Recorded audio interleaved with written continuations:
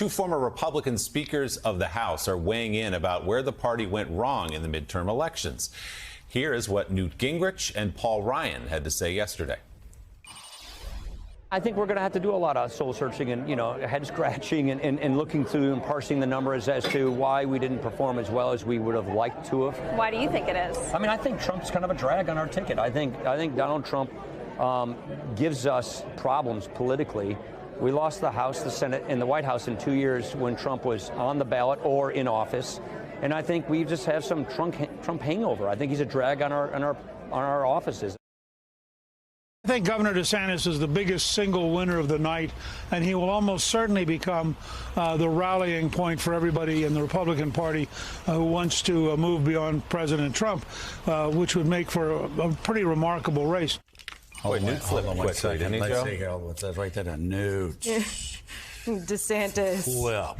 Just need a board. Trump. We can just start checking them off. Okay, very good. That happened in about 5 minutes, too, by the way. 5 minutes, exactly. Let's bring in Republican Congressman Adam Kinzinger of Illinois. He's a member, of course, of the Select Committee investigating the January 6th attack on the Capitol.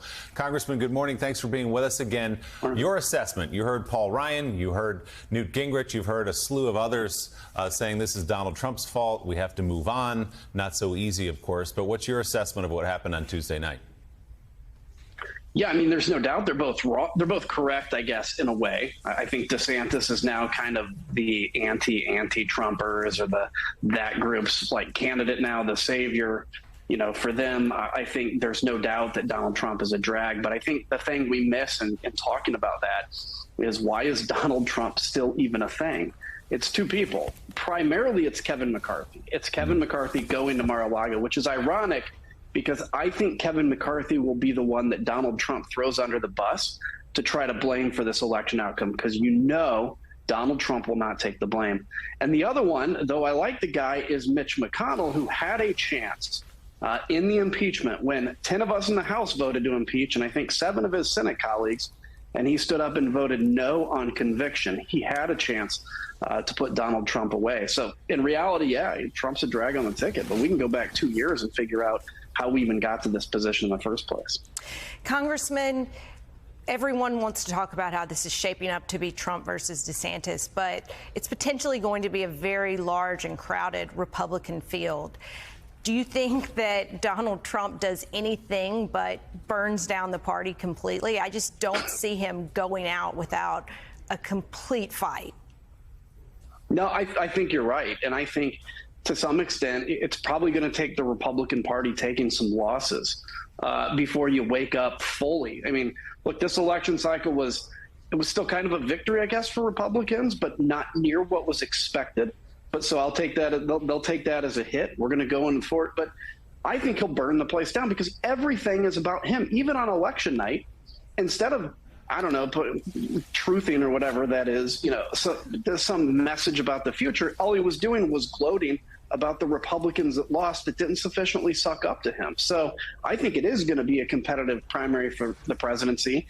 And while people look at DeSantis, and I think DeSantis had a great night, I think he's going to be a solid candidate for the Republicans going forward.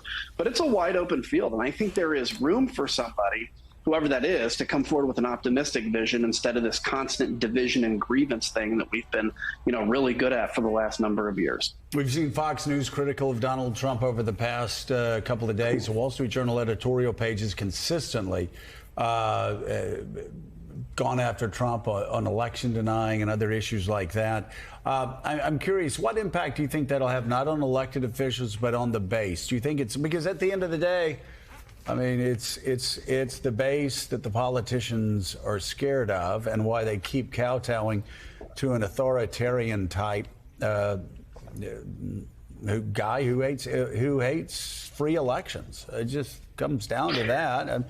Do you think the base starts to pry themselves away from this guy? I'm going to even refine it further. It's not even the base that politicians, my colleagues, are scared of. It's the ones that show up in public. So, you can look and say Donald Trump is a drag on our ticket, but if the people you talk to when you're out in public are the ones that are hardcore Trump supporters, I mean, I've dealt with this. This is something I've experienced at least in the last 5 years. it is uncomfortable being around them, and it's much easier to stand in front of them and be like, oh, no, I'm with you. I believe in you. And so, yeah, I'm with Trump. So I think the Wall Street Journal, it's important that the Wall Street Journal turns its back, because that's kind of the Republican donor class to an extent. I think Fox News will have the bigger impact of anything. But the question is, does Fox News stay? Remember, Fox News created the cardinal sin 2 years ago of calling Arizona accurately for Joe Biden before anybody else, and it cost them ratings. So it's not an issue of here's reality, here's not reality. It's an issue of what makes you feel good. And if people start feeling bad, well, then, any money-making organization like that will turn back and say, okay, what do you need to feel good? So, Congressman, you obviously put your career on the line to speak the truth about what happened in the 2020 election. You're retiring now. You sit on the committee that continues to tell the truth about what happened before, during, and after January 6th. Are you heartened in any way by what you saw, not as a Republican or a Democrat, but as an American, by what you saw on Tuesday night with the elections around some of the election deniers, people who continued to push that lie that you fought against, that lost? Some of them won. Kari Lake may still win, but by and large, they were swept away in governor's races and House races in places across the country. I really was. So, I have an organization, Country First, country1st.com. We were getting behind Democratic secretaries of state because they're the ones that are going to have to stand against this. A lot of those people won.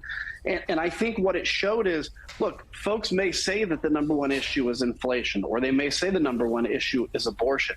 I think those had an impact in the election. But I think things like the January 6th committee hearings, like the attack on Paul Pelosi, I think all of that was creating a real discomfort in people's hearts. And it's why you didn't see a wipeout like you saw. So I think I was heartened. Look, this is just the beginning. We can't sit back and say everything's normal again. This is just the beginning of fighting back, and it's what I'm excited to have a lot more time to be able to do after the House. But look, even though Evan McMullin lost in Utah, 41% of people in Utah, a state that basically is almost an 80-20 state, Democrats, Republicans, and independents came together to stand up against Mike Lee.